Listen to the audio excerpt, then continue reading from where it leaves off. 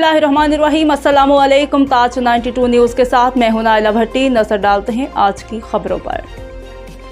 टंडू-अलायार से district bureau chief Tariq Hamid Abbasi की खबर शामिल करते हैं। जो लोग मखलूक खुदा की खिदमत करते हैं वो हकीकी मानों में अल्लाह के अहकामात की तकमील कर रहे हैं। आज के नफ्सा नफ्सी के दौर में अल्लाह के बंदों के लिए एक वक्त का खाना के असबाब पैदा करने वाली ईमान टीम खराज तहसीन के काबिल है।